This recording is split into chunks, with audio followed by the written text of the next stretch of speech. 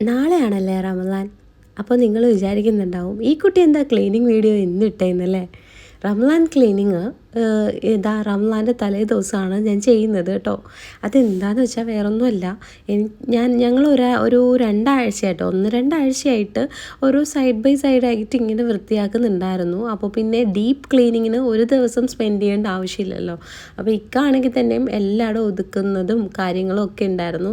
പിന്നെ ഞങ്ങൾക്ക് ഡീപ്പ് ക്ലീനിങ്ങിൻ്റെ ആവശ്യവും അധികമൊന്നും വരുന്നില്ല. കാര്യം ഞങ്ങൾ ചില സമയങ്ങളിൽ മൂടി ഇങ്ങനെ കയറി വരുമ്പോൾ ഞങ്ങൾ രണ്ടുപേരും കൂടി തകർത്ത് ക്ലീനിങ് ആയിരിക്കും.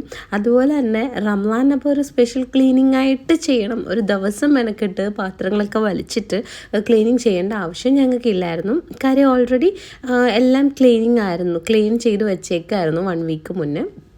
അപ്പോൾ പിന്നെ ബേക്കിംഗ് ഒക്കെ കഴിഞ്ഞ് കഴിയുമ്പോൾ ഞാനും ഒരു നല്ല ക്ലീനിങ് വീട്ടിൽ ചെയ്യാറുണ്ട്. അതുകൊണ്ട് തന്നെ നമുക്ക് ഡീപ്പ് ക്ലീനിങ്ങിന് ആവശ്യമില്ല. പിന്നെ റമദാൻ വരുമ്പോൾ നമുക്ക് നല്ലൊരു ഫ്രഷ്നെസ്സും നമുക്ക് നല്ലൊരു മൈൻഡ് ഗ്ലോ ആവാനും ഒക്കെ നമുക്ക് റമദാനിൻ്റെ വരവേൽക്കാൻ, അതായത് വെൽക്കം ചെയ്യാൻ വേണ്ടിയിട്ടൊരു ക്ലീനിങ് ചെയ്യുന്നത് എപ്പോഴും നല്ലതാണല്ലേ.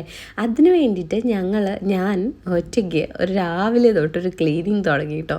ഞങ്ങളുടെ വീട്ടിലെ മെയിൻ ഇഷ്യൂ എത്ര ക്ലീൻ ചെയ്താലും പുറത്തെ പൊടികൾ കാറ്റിനടിച്ച് കയറുന്ന ഒരു പ്രശ്നമുണ്ട്. അതായത് ഇപ്പം പണി നടക്കുന്നതിൻ്റെ മണ്ണും കാര്യങ്ങളൊക്കെ കൂട്ടിയിട്ടിട്ടുണ്ട് മുറ്റത്ത്. അതുപോലെ തന്നെ മുറ്റത്ത് നല്ല പൊടിയായിട്ടുള്ള തരി കണക്കത്തെ മണ്ണാണ്. അത് കാറ്റടിക്കുമ്പോൾ നന്നായിട്ട് വീടിനുള്ളിൽ അടിച്ച് കിടുന്ന ഒരു പ്രശ്നമുണ്ട്. നമ്മൾ എത്ര വൃത്തിയാക്കിയാലും വേറെ ഒന്നും ചെയ്യേണ്ട ആവശ്യമില്ല, ആ പൊടി ഒന്ന് തുടച്ചു കൊടുക്കേണ്ട ആവശ്യമുണ്ട് കേട്ടോ. അതുകൊണ്ട് തന്നെ ഇപ്പം ഞാൻ ചെയ്യുന്നതും അത് തന്നെയാണ്. പൊടികളൊക്കെ ഒന്ന് എല്ലായിടത്തെയും ക്ലീൻ ചെയ്യാണ്. പിന്നെ ഈ ഒരു ഷെൽഫിൽ എൻ്റെ ബേക്കിങ്ങിൻ്റെ പെട്ടെന്ന് എടുക്കാൻ പറ്റിയ കുറച്ച് ഐറ്റംസ് ഞാൻ വെച്ചിട്ടുണ്ട്. അതായത് പാക്കിംഗ് ഐറ്റംസ്. ഇപ്പം നമ്മൾ കേക്ക് പാക്ക് ചെയ്യുമ്പോൾ പെട്ടെന്ന് എടുക്കാൻ വേണ്ടി എൻ്റെ സ്റ്റിക്കേഴ്സും അതുപോലെ സ്പൂൺ, അങ്ങനെ കുറച്ച് ഐറ്റംസ് വെച്ചിട്ടുണ്ട്. അത് ഞാനൊന്ന് ഒതുക്കി വെക്കാണ്. ബേക്കിങ്ങിൻ്റെ ടൈമിൽ സമയമില്ലാതെ കിടന്ന് ഓടുമ്പോൾ പെട്ടെന്ന് നമ്മൾ എടുക്കാൻ വേണ്ടിയിട്ടാണ് ഞാനിവിടെ വെച്ചേക്കുന്നത്. മെസ്സി ആയിട്ട് കിടക്കുമായിരുന്നു. അപ്പോൾ അതൊക്കെ ഒന്ന് ഒതുക്കി വെച്ചിട്ടുണ്ട്. പിന്നെ ഇതിലെ പാത്രങ്ങളൊക്കെ പക്കായിട്ട് എപ്പോഴും ക്ലീൻ ചെയ്ത് വെക്കുന്നതാണ്. അതുകൊണ്ട് തന്നെ പൊടികളോ കാര്യങ്ങളോ ഇല്ലാത്തതുകൊണ്ട് ഞാൻ അത് ജസ്റ്റ് ഒന്ന് അടുക്കി ഒതുക്കി വെച്ചതേ ഉള്ളൂ കേട്ടോ. പിന്നെ എൻ്റെ ഇക്ക നന്നായിട്ട് എല്ലാം ഓർഗനൈസ് ചെയ്ത് വെക്കുന്ന ആളായതുകൊണ്ട് തന്നെ എനിക്ക് വലിയ പണികളൊന്നുമില്ല. ജസ്റ്റ് ഒന്ന് ക്ലീനിങ്ങിൻ്റെ ആവശ്യമുള്ളൂ. പിന്നെ വാഷിംഗ് ഏരിയ ഇച്ചുമ്പോൾ എപ്പോഴും വന്ന് കൈ കഴുകുന്നതുകൊണ്ട് തന്നെ വാഷിംഗ് ഏരിയ ഇടയ്ക്കിടയ്ക്ക് ക്ലീൻ ചെയ്യുമല്ലോ. അതല്ലെങ്കിൽ നമ്മൾ വാഷിംഗ് ഏരിയ എപ്പോഴും ക്ലീൻ ചെയ്യണമല്ലോ. അതുകൊണ്ട് അത് ക്ലീനിങ് ചെയ്യുന്ന ഇതാണ്. എന്നാലും ഞാൻ ഇന്നൊന്ന് ക്ലീൻ ചെയ്തു എന്നേ ഉള്ളൂ.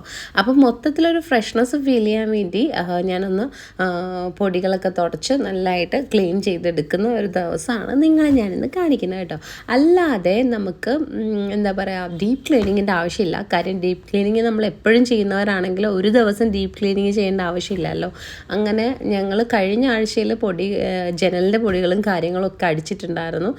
അതുകൊണ്ട് തന്നെ പിന്നെ ഞാൻ അതൊന്നും ചെയ്യാൻ നിന്നില്ല. അപ്പോൾ തറയൊക്കെ തുടച്ചു. അപ്പം ഇതിന് മുന്നേ ആയിട്ട് നിങ്ങൾ ഈ വ്ളോഗ് ഷൂട്ട് ചെയ്യുന്നതിന് മുന്നേ ആയിട്ട് തന്നെ ഞാൻ സിറ്റ് ഔട്ടും കാർ പോർച്ചും കഴുകി ഇറക്കിയിരുന്നു കേട്ടോ. കഴുകി ഇറക്കിയത് കൊണ്ട് തന്നെ സിമ്പിളായിട്ട് തുടച്ചെടുക്കുമായിരുന്നു, ഈസി ആയിട്ട് തുടച്ചിങ്ങനെ എടുക്കുമായിരുന്നു. പിന്നെ ഈ ബേക്കിങ്ങിൻ്റെ ഏരിയ എല്ലാ ദിവസവും ക്ലീൻ ചെയ്യുന്നതുകൊണ്ട് ജസ്റ്റ് ഒന്ന് തുടച്ചെടുക്കേണ്ട കാര്യം മാത്രമേ ഉള്ളൂ. പിന്നെ അതിനുശേഷം ഏറ്റവും പാത്രം ഉണ്ടാവും, കുറച്ച് പാത്രങ്ങൾ എന്തായാലും കിച്ചണിൽ ഉണ്ടാവുമല്ലോ. അതൊക്കെ ഒന്ന് അടുക്കി പെറുക്കി വെച്ചു. പിന്നെ എൻ്റെ ഏറ്റവും മെസ്സി ആയിട്ട് കിടക്കുന്ന സ്ഥലം എന്ന് പറഞ്ഞു കഴിഞ്ഞാൽ റൂമാണ് കേട്ടോ.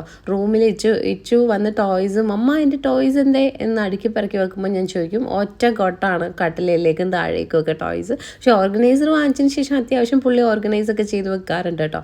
അതിനുശേഷം ഞാൻ കബോർഡൊക്കെ ഒന്ന് സെറ്റാക്കി അലങ്കോലമായിട്ട് കിടന്നതൊക്കെ ഒന്ന് എടുത്ത് മടക്കി വെച്ചിട്ടുണ്ട്. നമ്മൾ ധൃതി പിടിച്ചിട്ട് നമ്മൾ ഓരോ സ്ഥലത്ത് പോകുമ്പോൾ പെട്ടെന്ന് ഡ്രസ്സ് എടുക്കുമ്പോൾ ജസ്റ്റ് ഒന്ന് മെസ്സി ആവുമല്ലോ. അതൊക്കെ ഒന്ന് ക്ലീൻ ആക്കി. അപ്പം എൻ്റെ ഇന്നത്തെ ക്ലീനിങ് വീഡിയോ ഇതൊക്കെ ഉള്ളൂ. ഇതൊക്കെ ഡെയിലി ചെയ്യുന്നതാണ്. പക്ഷേ റമദാൻ വരവേൽക്കാൻ വേണ്ടിയിട്ട് ചെയ്തതായിട്ട് നമ്മൾ മനസ്സിൽ കണ്ട് ചെയ്തപ്പോൾ ഒരു പ്രത്യേക സുഖമുണ്ട് കേട്ടോ. അപ്പോൾ എല്ലാവർക്കും ഹാപ്പി റമദാൻ.